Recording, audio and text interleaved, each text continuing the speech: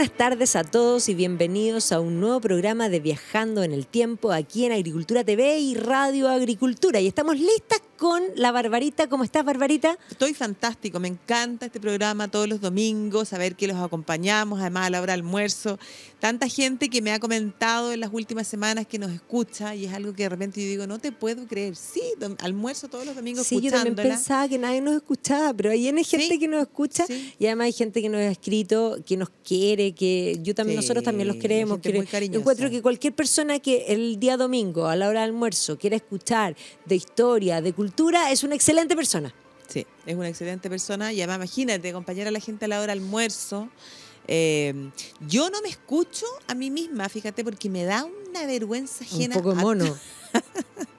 Y uno se escucha la voz tan rara. Ajá, sí, la voz no es la mía. Yo no hablo así, no, pero sí, pues hablo así. Sí, tú me escuchás así. Claro, lo que pasa es que tú no te escuchas así. No, por eso, yo a ti te escucho normal, pero a mí me escucho rara. Es una cosa... Yo no me escucho ni me veo porque me odio a mí misma, pero la gente es súper cariñosa. Así que la verdad es que agradecerle a todos los que nos ven, a todos los que nos escriben, nos mandan saludos, que dejan comentarios, que bueno, a la Maida mucho, la Maida es más una estrella, pero nos piden hasta sacarnos fotos. Esta es la Maida verdadera. Esto es lo que tú sabes perfectamente, que esto es lo que me gusta hacer. Las otras cosas las he hecho porque hay que hacerlas, pero esto es lo que a mí me gusta. Sí, pues por eso cuando a mí me preguntan, bueno, ¿y la Maida alguna vez irá a ser candidata a algo? No. Jamás. No, porque... ¿Cómo vamos a dejar de viajar? No, que es lo que más nos gusta. ¿Y cómo vamos a dejar de educar? Si yo soy... Cuando te dicen, usted es profesora, hay gente que me dice profesora. Sí, yo soy profesora. Nosotros nacimos para procesar contenidos, enseñarlos en fácil, en entretenido, para acompañarlos, para... Sí, el aspecto divulgativo. Por eso este programa es mi programa favorito. Sí, yo lo sé. Y hoy día te tinca que vayamos a hablar de uno de los imperios más importantes de la historia y que además duró como 6 siglos. ¿Te tinca así como el enfermo de Europa? Exactamente, es así como que uno tiene en la mente, si uno dice imperio turco otomano, hay dos cosas. El enfermo de Europa en el siglo previo a la Primera Guerra Mundial, y lo otro, 1453, la caída de Constantinopla. Son como los dos grandes hay una cosa bien importante de iniciar, porque para poder distinguir la gente siempre habla y la caída del Imperio Romano. Entonces, hablan de la caída del Imperio Romano con una soltura, pero no, lo que cae es el Imperio Romano de Occidente. Claro, porque el Imperio Romano de Oriente, que nosotros llamamos Imperio Bizantino, es el Imperio Romano, que sigue existiendo hasta 1453. No, y Constantinopla es fabuloso. O sea, yo he estado en Estambul, que además fue súper emocionante porque nosotros tuvimos el privilegio, para todos los que nos están escuchando, la Bárbara y yo fuimos alumnas de Héctor Herrera Caja, que era un poema que lo recuerdo con inmenso cariño, que en paz descanse, pero fabuloso hombre, magnífico maestro, que nos hizo amar la historia, que nos hizo amar el mundo bizantino, que es más, yo todavía recuerdo junto con la Bárbara estando en Ravenna, las dos en San Vitale, haber botado lágrimas pensando en don Héctor Herrera. ¿Ya? Y yo cuando fui a Estambul, veníamos navegando, entrando por el Bósforo, y efectivamente me levanté porque él decía, hay que ver el amanecer. Yo me levanté para ver el amanecer pensando en él, maestro de los maestros, que nos hizo enamorarnos. Y es más, en Estambul yo sentí que estaba como presente, o sea, es como una... lo estabas viendo tú. Sí. No, y además, o sea, don Héctor, pero, o sea, con todo el cariño, toda la admiración, cariños para, si nos escucha, no sé, alguien los conoce, a la familia, pero a mí también hablar de los turcos otomanos me hace pensar en nuestro querido Sebastián Salinas. En Sebastián Salinas tiene un libro, Sultanes de, no sé, algo, pero que es un libro extraordinario. Sí, no, Sebastián Salinas, profesor de la Red Cultural, altamente recomendable. Hay varios cursos en la página, o sea, si este tema les interesa, en la página web de la Red Cultural, que es www.red-almediocultural.cl. Ahí en la parte curso hay montones de cursos on demand que ustedes pueden comprar. Y está el curso completo, como en 8 sesiones, de los turcos. Sí, o sea, que pues y como dice Salinas, este imperio turco otomano hoy día, o sea, si decíamos que era el enfermo de Europa, la caída de Constantinopla en 1453, lo tercero es que no se puede dejar de mencionar, pues hoy día este imperio es mucho más conocido gracias a las teleseries. O sea, es ¿quién decir, vio el sultán. No, claro, ¿quién no vio esa teleserie El Sultán? ¿Sí? Ahora, el problema de las teleseries turcas, a mí me gustan las series. Las series Sí, que hay tienen, varias, hay en Netflix, hay sí, varias pero series. a mí me gustan las series que tienen 8, 10 capítulos. El problema de las series turcas No, tremendo. es que tienen 84 capítulos. Yo no tengo 84 días de mi vida para ver una serie. No, pues te termina como diluyendo. teleserie, como- po. sí, pues son teleseries, sí. Son teleseries de esas que se ven como a la hora de almuerzo, después de almuerzo. Sí, De pues la es que yo gente- en realidad eso no. No, A mí no se 8 puede. capítulos, ya, 10, ya, 12, hasta ahí. La última teleserie que vimos, yo creo que fue cuando nació tu hijo mayor, Pipito, que la universidad está al lado y te íbamos a acompañar mientras Que dais veíamos papa. esas brasileras. Sí. Sí, eso fue, no digamos la cantidad de años. Mejor. Cantidad Bueno, de pero este años. imperio, entonces, entrando en la Pero historia. somos más jóvenes que el Imperio Turco. Sí, eso sí. Existió desde 1299 hasta 1922, ¿ya? Y entonces, 1922 que se produce, ¿ya?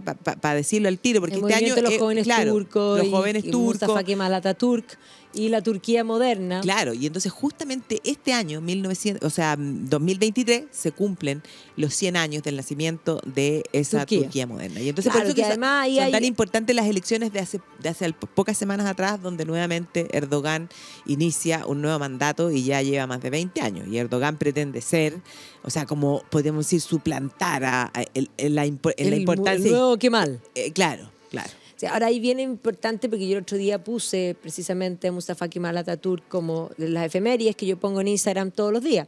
Y efectivamente alguien me hizo ver que yo no había puesto el capítulo de lo que había sido el Imperio Turco en relación a los armenios. Y ahí vamos a hablar también de cómo Sí, el pues, Imperio Turco un hace genocidio. enclave y efectivamente va a provocar varios genocidios que son tremendos. Tremendo. O sea, muchos de los problemas de los conflictos internacionales que vemos hasta el día de hoy en ciertos sectores, en particular en los Balcanes, van a tener que ver con esa política del Imperio Turco de hacer enclaves, digamos, tanto étnicos como religiosos en distintos lugares que van a complejizar las distintas áreas en donde el imperio se va a hacer presente. Claro, claro, y eso tiene que ver, fíjate, y es bien lamentable, tiene que ver cuando ocurren ese tipo de cosas como lo que ocurre con los armenios o lo que va a ocurrir también cuando ya en el siglo XIX, cuando se dé la lucha por la independencia de Grecia, ya todos los excesos de este imperio, no es algo que sea una constante en su historia.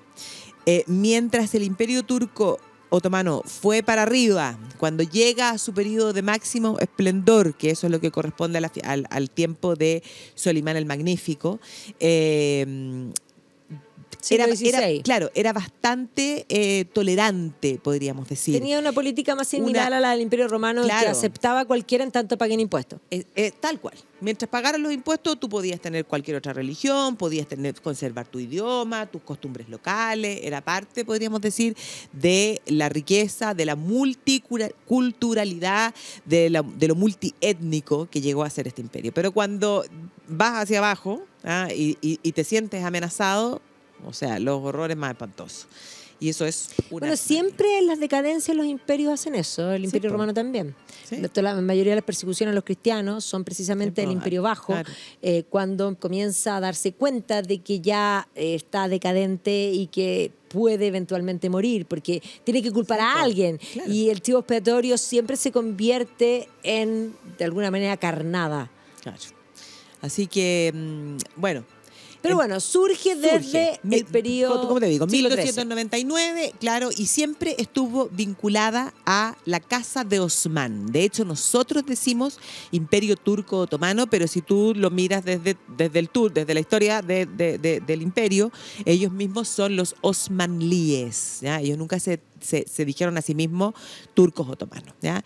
Hay que también tener como en cuenta una cosa. Los turcos y los árabes son distintos. Son distintos. Los turcos, de hecho, tienen su origen y los turcos son distintas tribus Sí. de turcos, ¿ya?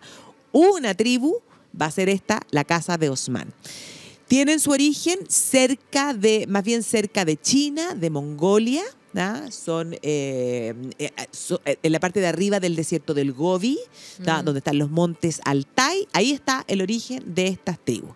Tribus que con el paso del tiempo van a comenzar a moverse en distintas direcciones. Por eso es que hay un país hoy día que se llama Turkmenistán. Son también turcos, ¿ya? Pero lo que a nosotros nos interesa son los que van a tomar contacto en determinado momento con los árabes ya islamizados. Estos turcos se van a convertir al Islam. Se van a islamizar. Se van a islamizar, claro, tal cual.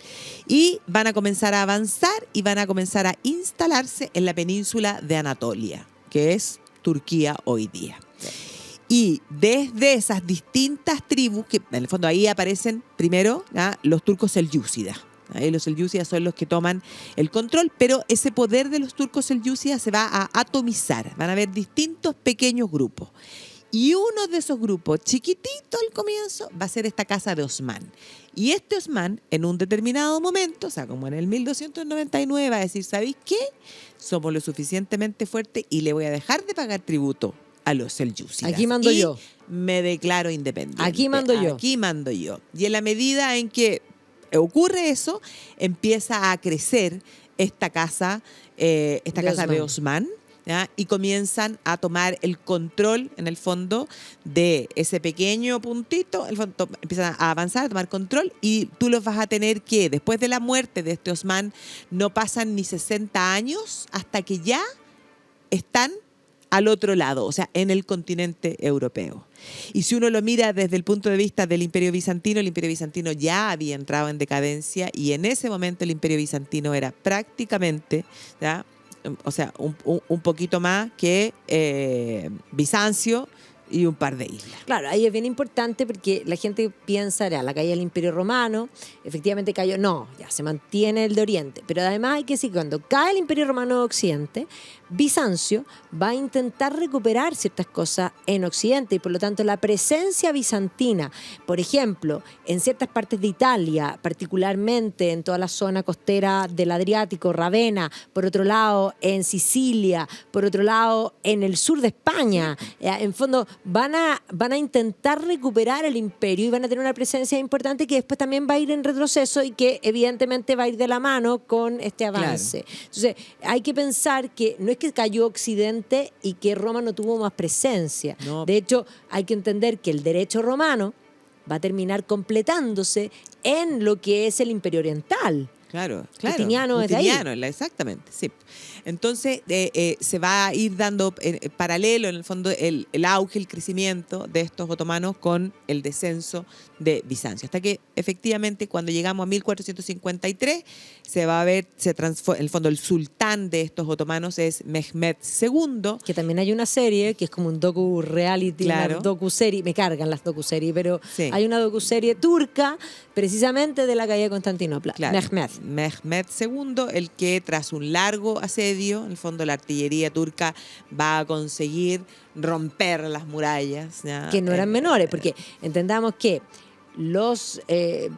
Constantinopla fue saqueada por los vikingos que venían del Rus de Kiev, en el siglo X, y efectivamente los vikingos no pudieron, los varegos, que de hecho se van a quedar como guardias de Constantinopla. Sí, o sea, esas murallas eran míticas, míticas en el sentido de que eran inexpugnables, y por lo tanto esto es no solo un logro, sino que es un gran logro que evidentemente políticamente marca un punto muy importante. Exacto. Sí, pues imagínate, si esto era la segunda Roma, era completa y absolutamente inexpugnable. Tenía como ese halo de una ciudad que iba a existir por siempre. Era la ciudad de Constantino, del 324. O sea, una ciudad magnífica que fue ambicionada por los vikingos, ambicionada por los cruzados. De hecho, los cruzados cristianos van a terminar saqueando Constantinopla. Sí, o sea, tenía toda esa historia. Pero vamos a ir a comerciales y volvemos en unos minutos. Agricultura TV.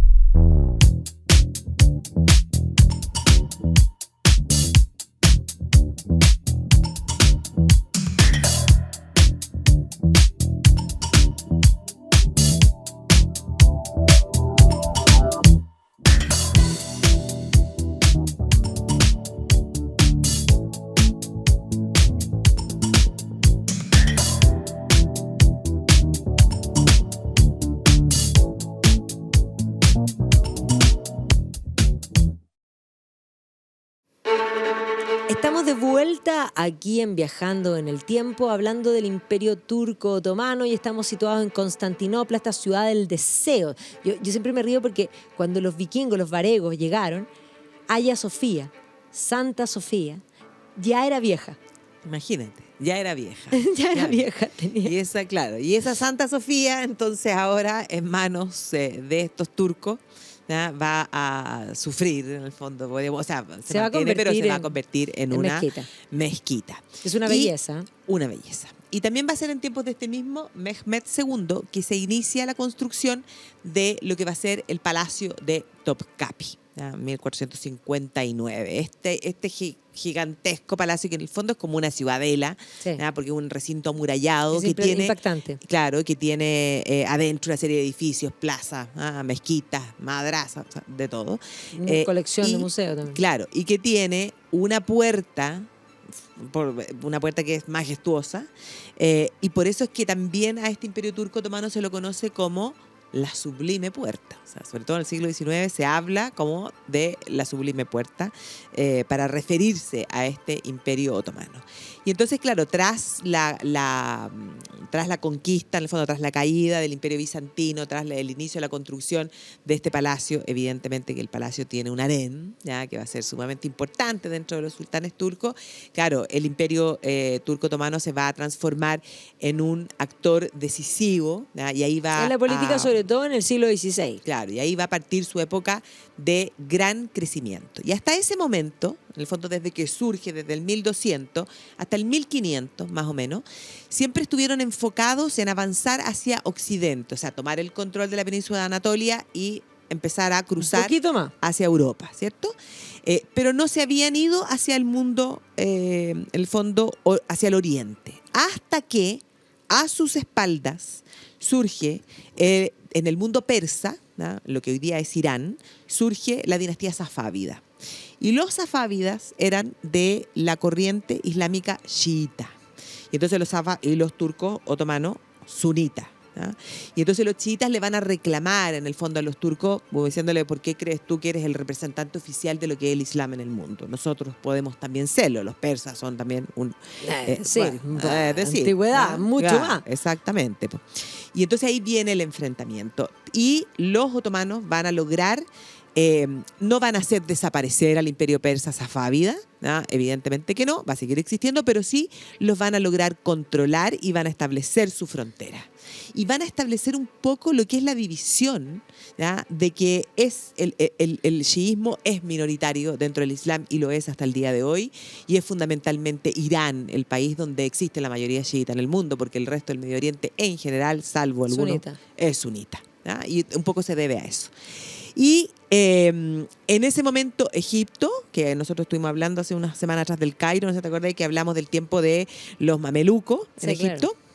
En ese momento Egipto va a apoyar, va a pelear junto a los persas en contra de los turcos, y entonces va a venir la represalia de los turcos, y los turcos la verdad es que a los mamelucos sí que los van a hacer desaparecer. Y entonces en ese momento el imperio crece, ¿ya? Podríamos decir un poco hacia el oriente, y comienza a tomar el control de África. Egipto baja por África y después en el fondo toda la costa africana. Y eso cuando ya los tení hacia el 1500. Y eso pasa en la época de Selim I, ¿ya? Este enfrentamiento con los safávidas y con Egipto. Y Selim I es sumamente importante no solo por eso, sino que porque Selim I se le conocía como el Yabús, o sea, el terrible, el tremendo. Y es el que, claro, y este es el que en el fondo para poder llegar al poder va a destronar a su padre, ¿ya? Su padre va a aparecer muerto en extrañas O sea, que no existe, yo circunstancias. siempre digo que O sea, no existe rey de puesto. no. O sea, rey de puesto es muerto, Rey porque muerto. si no, no sirve. Exactamente, no, de puesto solamente. Si no sirve para otra po. vuelta. Claro, exactamente. Si está de puesto, es muerto. Y entonces, y no solo eso, no solo finalmente asesina al padre, sino que él va a decidir también matar. Y esto se establece como un poco, una especie como de costumbre, podríamos decir, dentro de los turcos. A los hijos De las concubinas. y a que- los sí. sobrinos. O sea, de manera de Que no evitar quedan hombres, que hubiese uno, que evitar solo que haya uno, guerras pugna civiles, del poder. pugna claro. en el fondo por el poder. Y todo eso es lo que le asegura al hijo, ¿ya?, de Selim I un futuro esplendoroso, ¿ya?, porque esa es la época de Solimán. Este es el sultán de la Este es el teleserie, sultán de la que teleserie. era espléndido y que sin duda, a no sé si era tan espléndido como el actor, que es bien espléndido. Sí, el espléndido. Sí, Espléndido. sí, sí, Ahora, sí. sí. La descripción de Solimán sí tiene que haber sido, tiene que haber Sí, tenido su bueno, encanto. de hecho va a Pero ser era- por lo era menos la de sultán. temer, porque vamos a ver que esta época es precisamente una época de grandes reyes, posterior a la peste, de consolidación del poder real también en Europa, lo que va a hacer que efectivamente él se enfrente a reyes importantes, o sea, se va a enfrentar Imagínate. con Carlos V, con Enrique VIII, con Francisco I. Y ahí hay que decir Qué que aquí época. la política va a operar muy bien, porque los turcos van a empezar a amenazar a Europa y el gran enemigo de la cristiandad era el turco como concepto. Sí, po. Ya, y obviamente que esa cruzada contra el turco la va a tomar Carlos V. Pero Carlos V era el archienemigo de Francisco I. Y Francisco I era más enemigo de Carlos V que del turco. Y en un momento decide aliarse El al turco catoliquísimo rey francés. contra Carlos V. Y entonces ahí es cuando la gente en sus casas se sorprende de la política hoy día. La política ha sido siempre igual. Ya, los políticos hacen cosas políticamente. Uno dice, ¿pero cómo? Más que éticamente. Claro. Es como diría Maquiavelo, que Maquiavelo solo constató una realidad. Es común que ética y política estén separados. Mira, es común. Es común. El fin justifica los medios. Claro, ¿no? Y esa alianza entre Francisco Es I pura. y Solimán es lo que permite que en el fondo Barbarroja, el corsario... Sí, que- porque tenían los mares. Barbarroja es un también, de haber sido Colorín. Sí, pues Colorín. como Y ojo, ahí Crespito, está así. el tema. Colorín, el gen Colorín es vikingo. Los varegos quedan en Bizancio, por lo tanto, probablemente era descendiente de varego. Sí, ¿cómo hacemos nosotros? Qué increíble es conversar de estas cosas, porque vamos haciendo... Es que el Colorín es muy vamos- importante, la verdad. vamos Es de- colorina, pues ella también tiene su gen vikingo. Lo tengo, sí, pues el Magniven está ahí clarísimo. No, pero es que no, la gente no sabe. A nosotros esto no solo nos encanta y nos fascina estar aquí haciendo este programa, sino que además, por Dios que aprendemos, porque cuando tú dices una cosa me haces pensar algo que yo a veces no había pensado en mi vida, y a ti te pasa lo mismo, así como que hacemos, va, verdad. No, pero lo que estaba diciendo, la alianza, efectivamente, la alianza entre Solimán y Francisco I es lo que permite que con Barbarroja se logre conquistar importantes enclaves en el mar Mediterráneo que se le arrebatan a Carlos I de España o Carlos V del Sacro Imperio Romano Germánico. O sea, va a ser clave en el fondo en esa derrota. ¿No? Y de hecho, van a entrar a Hungría. Va a morir el rey de Hungría, pues, que Luis era II. casado. Luis II era casado con La la hermana hermana de Carlos V. Sí. Pero además van a terminar saqueando Viena. Y lo van a intentar en varias ocasiones llegar hasta Viena. O sea, toman el control de Hungría, ya, de Buda, de Pest, de todo O eso. sea, toda la Y- historia de esa Europa del Este que es un concepto que no existe porque es un concepto de la Guerra Fría, Europa del Este, pero la historia de Hungría, Pensándolo la geográficamente, historia sí. de, claro, geográficamente, sí, va a estar marcada contra la pelea contra el turco. Si nosotros pensamos incluso en Drácula. ¿Quién es Drácula? Ya, Vlad Tepes. ¿Quién es Vlad Tepes? Vlad Tepes es un príncipe que pelea contra el turco. Claro. ¿Ya? Y que básicamente es la presencia turca. Y es más, si uno va a Budapest, están los baños turcos. Sí, O sea, la presencia turca dejó vestigio. Claro, exactamente. Si van a lograr tomar control de, como les digo, o sea, van a llegar hasta Hungría, van a intentar en varias ocasiones con Viena, no van a poder, era la capital de los Habsburgo, o sea, eso habría sido la debacle de Europa.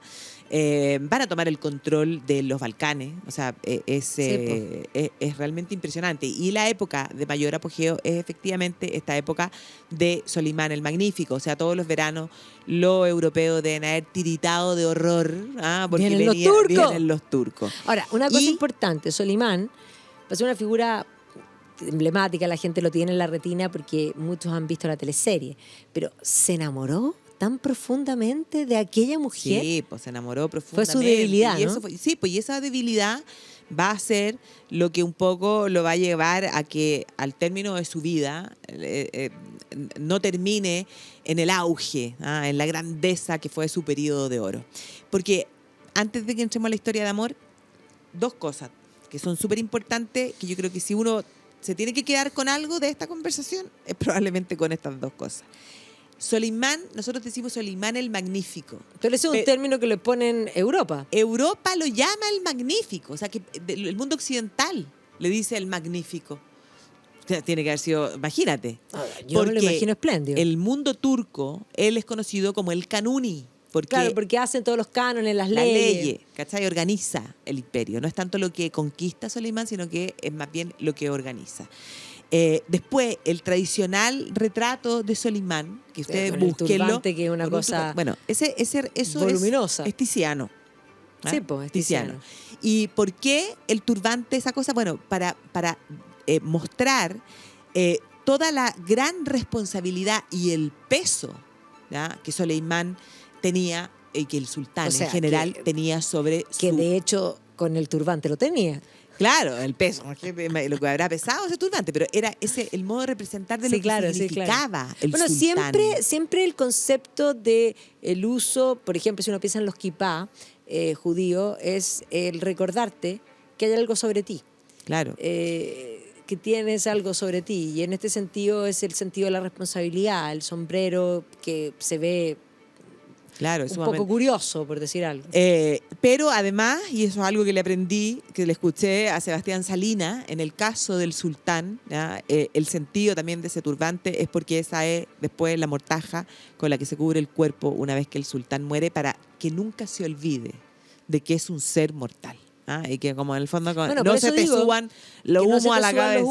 Hay algo sobre ti. Claro. Ya es ese sentido de que para poder gobernar se requiere humildad. Si no hay humildad, no eres un servidor. Y si no eres un servidor, vas a ser un mal gobernante. Y eso ayer y eso hoy día. Sí, hoy día hay algo sobre ti. Sí. Hay que decirle a todos los políticos. Sí, habría que ponerle el turbante a varios políticos a ver si logran. A ver si les sirve que recordar que esa va a ser su mortaja. Sí, tal cual. Así que no, extraordinario. El tema es que, claro, como te decía, va a ser súper importante también el harem. ¿Ya? Y el harem no hay que pensar que es como un prostíbulo. El harem, están estas mujeres que tenían la gran responsabilidad de asegurar la descendencia, ¿ya?, masculina, ¿ya?, dentro de la casa de Osmán. Recuerda que esto se mantuvo siempre en la casa de Osmán. Y también era una costumbre que ahí llegaran mujeres, ¿ya?, que fueran esclavas. Y entonces va a aparecer ahí... Ya. Solo dime el nombre. Roxelana. Volvemos unos minutos con la historia de Roxelana, que es lejos lo más importante de esta tarde. Agricultura TV.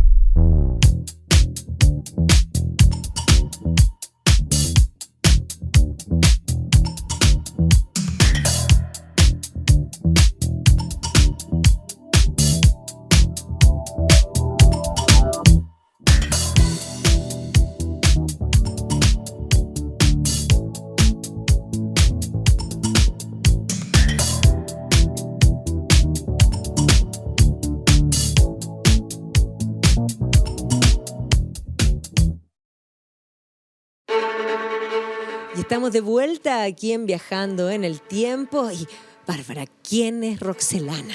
Pucha, Roxelana, Hurrem, la que trae alegría. Hurrem, él le decía Hurrem, la que trae alegría. Esta Roxelana era una esclava de origen eslavo. O sea, probablemente era así como ucraniana. Tal cual. O sea, espléndida tiene que decir. Espléndida. Porque yo tengo una cosa, cuando fuimos a Ucrania, yo le mostraba a mi marido las mujeres estupendas, porque de partida yo era un tapón al lado de ella. Y ellas todas extraordinarias. Mirando a la gente para arriba. Claro, mirando a las mujeres para arriba. Además, todas. Desde la guardia de Policía Internacional hasta la mujer que atendía en el... O sea, Hurrem tiene que haber sido fabulosa. Fabulosa. Colorina. De ahí Roxelana, o sea, del color como el rojo. Media crespa, habría sido en el fondo raptada de territorios cristianos y luego vendida a los turcos otomanos. Y entonces ella llega a vivir, llega al harem y Solimán pone los ojos sobre ella. Cae envuelto en llamas. Cae envuelto en llamas y entonces ella va a desplazar de su lugar, ¿ya?, a Majid de Bran, que era la favorita número 1. O sea, que tenía un hijo hombre. Que tenía ya un hijo hombre, que era Mustafa. y por lo tanto la descendencia de Solimán estaba asegurada. Y se había establecido como esta práctica, ya lo que ya hablábamos, desde la época de Selim, Que se ¿ya? mataban a los hijos. Que había que matar a los otros hijos. Hombres. O sea, claro, si el sultán ya tenía un hijo con una de sus concubinas, el sultán no se casaba. ¿Ah? El sultán tenía un hijo con una de sus concubinas, después tenía que evitar volver a tener otro hijo con esa concubina. Eso era lo primero que tenía que tener claro para que no existieran dos hermanos que fueran a pelear, dos hermanos hijos de la misma madre. Primera cosa. Y después, claro, si ya estaba asegurada la descendencia, bueno, no era tan necesario, como digo, se eliminaban a los primos para tratar de que uno solo fuera. Y ya existía Mustafa, que era hijo de esta favorita, en el fondo la número 1. Roxelana la va a desplazar de ese lugar. Soleimán va a comenzar a tener hijos y no solo va a tener un hijo con ella, sino que va a tener varios. Va a ser familia. Va a ser familia con ella. Y ella era esclava, ¿no? Y no solo eso, además Soleimán va a casarse, o sea, va a ser, en el fondo, va a tener una relación monogámica Con ella. Algo que va a impactar, o sea, que va incluso a horrorizar, o sea, cómo es posible, ¿ya? ¿Cuál es el poder ¿Cuál es el hechizo? ¿Cuál es el hechizo que esta mujer le ha hecho al sultán? Y entonces, efectivamente, esto es lo que va al final de sus vidas, va a traer problemas, porque efectivamente va a pasar lo que se trataba de evitar. Se van a pelear entre ellos. Claro, se van a pelear entre ellos. Y entonces ella, la verdad es que se sabe que él sí sentía un amor verdadero. Soleimán era poeta, ¿no? Y entonces le escribe a ella, o sea, unos poemas que dan ganas de llorar, ¿no? Donde le habla mi amor, mi sultana, una cosa extraordinaria. Pero no es que queda tan claro si el amor de ella era verdadero, porque efectivamente ella va a empezar a conspirar. Y va a conspirar para sacar del lado a Mustafa. Claro, y antes de Mustafa, primero a Ibrahim Pasha. Ibrahim Pasha era el visir, la mano derecha de Soleimán, que también era una costumbre dentro del Imperio Otomano, de que ciertos niños de familias cristianas, en el fondo, eran llevados a vivir junto al sultán desde su infancia, para que se criaran juntos, ¿ah? Y para que aprendiera, en el fondo, y se transformara en, podríamos decir, ojos oídos de este sultán. Y este era el caso de Ibrahim Pasha, que había sido también, así como Soleimán era el magnífico, Ibrahim Pasha es probablemente de los mejores visires de la historia del Imperio Otomano, pero tenía gran poder. Y entonces no se sabe muy bien si es que Roxelana inventa, ¿no?, todo lo que ocurre, pero dice que este Ibrahim Pasha en el fondo se cree el sultán, que está haciendo y finalmente cae y muere. Y después se va en contra de Mustafa, el hijo primogénito, también, ¿no?, se inventan una serie de cosas y entonces, claro, Soleimán tiene que dar la orden de que efectivamente lo mata.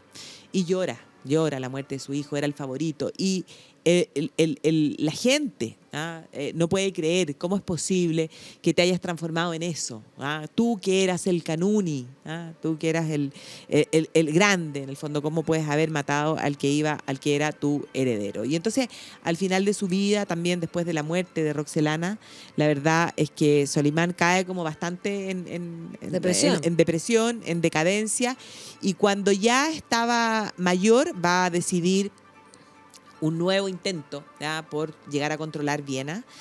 No lo va a lograr y va a morir, ¿ya?, en territorio húngaro. Él mismo va a comandar sus ejércitos tal como lo hacía siempre, pero ya estaba de más edad. Y entonces muere, ¿ya?, en Hungría. Era tal el temor cuando se produce la muerte que van a decidir no informarlo, ¿ya?, y lo van a mantener así como sentado, muerto. Como está vivo, el sultán está vivo y sigue dando las instrucciones en el campo de batalla. Pero efectivamente había muerto y va a ser enterrado en la mezquita que él manda a construir. Durante su época hay una gran labor constructiva, o sea, la cantidad de mezquitas, de madrasas, es impresionante, pero hay una mezquita que es la Süleymaniyye, que es la mezquita de Soleimán, donde está enterrado. Pero se sabe que no llega todo, o sea, llega el cuerpo, ¿ya?, pero falta el corazón de Soleimán y faltan algunas otras partes que después fueron descubiertas, ¿ya?, en territorio húngaro, ¿ya? Y los húngaros construyeron un monumento ahí importante, entonces la verdad es que tenemos los restos de Soleimán repartidos en dos partes. No es el único en todo caso. No es el único, no es el único. Y el tema es que, bueno, él va a dejar un imperio sumamente fuerte, sumamente consolidado, Organizado. fortalecido, organizado. Pero la verdad es que desde ese mismo momento uno puede pensar que empieza a caer. Y cae lentamente. Y uno podría preguntarse, ¿pero cómo va a demorarse tanto? O sea, si finalmente llega hasta el siglo XX. Pero ya una prueba, y esto también lo dice Sebastián Salinas, que resulta ser sumamente chistoso, porque dice, Salinas siempre dice, una prueba es que si Soleimán era el magnífico, o sea, pasa a la historia como el magnífico, su hijo Selim II pasa a la historia como el beodo, el borracho. Y entonces, entre el magnífico y el borracho, la verdad es que hay una diferencia. No menor. No menor. Pero claro, el imperio va a lograr resistir porque era un imperio sumamente grande. Entonces, si había un conflicto en un determinado lugar y hacía falta, no sé, por la producción de metales de ese lugar, o los metales de ese lugar, bueno, había en otras partes del imperio donde se podía echar mano. Entonces, eso por una parte. Dos, porque tienen un ejército extraordinario. Un ejército organizado, probablemente es el primer ejército profesional de la historia, esos ejércitos que funcionan los 365 y además días del año. Uno podría decir, claro, el ejército romano lo era. No, el ejército romano es un ejército caudillo que depende de un general, donde están estas legiones, no tiene ese sentido centralizado que sí lo va a tener aquí. Claro, y además tiene un cuerpo de élite, que son los genízaros. Y los genízaros también es una costumbre dentro del mundo otomano, también eran niñitos de distintas partes del imperio que en el fondo entraban, se vestían de rojo y entraban a la preparación para formar parte de este cuerpo de élite. Y tenía que ser de muy niños y tenían que ser de familias de otros lugares, de distintos lugares del imperio, para que se criaran teniendo como principio la fidelidad al sultán y solo al sultán. Y los genízaros van a ser parte de la guardia, la guardia del propio sultán. Dentro de este imperio, en el fondo, yo creo que no se puede dejar de mencionar las construcciones, la mezquita azul. Que es la mezquita azul, no, la mezquita que es de azul época posterior, sí. En el siglo XVIII, la mezquita azul, pero es algo extraordinario. Exactamente. Bueno, todavía en el siglo XVIII el imperio, aunque está en bajada, va en una bajada suave, pero ya podríamos decir dentro del siglo XIX, que va a tener que ver también con los contrastes, sobre todo con Occidente, con la revolución industrial, con lo que hablábamos en temas pasados, cuando hablamos de las revoluciones financieras, porque efectivamente cuando no existían esas innovaciones financieras en ninguna parte del mundo, bueno, se equiparaban bastante bien y se podía mantener, pero cuando Occidente se despega, como dice Niall Ferguson, cuando baja las killing apps, y esas killing apps tienen que ver con la revolución industrial, con la innovación financiera y con las ideas también del liberalismo, que básicamente va a abrazar esa idea del concepto de la democracia, porque lo que hubo en la historia nunca fue democracia, y lo que primaba en la historia era la violencia como una forma de hacer política, y la democracia liberal lo que hace es sacar del escenario la violencia como un modo de hacer política. La política se hace en las urnas. Claro. Y por lo tanto ese consenso, ese cambio, esa nueva visión va a ir contrastando, y evidentemente vamos a ver que el Imperio Turco durante el siglo XIX se va a enfrentar con Occidente, por ejemplo, en la Guerra de Crimea. Claro, porque Rusia se va a levantar después de la reforma, o sea, si uno piensa, si hay que buscar un momento, o sea, desde que Pedro el Grande decide occidentalizarse, Rusia intenta parecerse más al mundo occidental, y cuando ya llegamos a tiempos de Catalina la Grande, ponte tú, Catalina la Grande no solo evita guerra, sino que quiere la guerra con Turquía. Porque quería dominar todo eso. Claro, ella soñaba, en primer lugar, o sea, el propio Pedro el Grande había soñado con tener el control del Mar Negro. No lo había logrado, y así había logrado... Querían salir al Mediterráneo. Claro, porque obvio, además tenían el problema que Rusia, por el Mar del Norte se congela.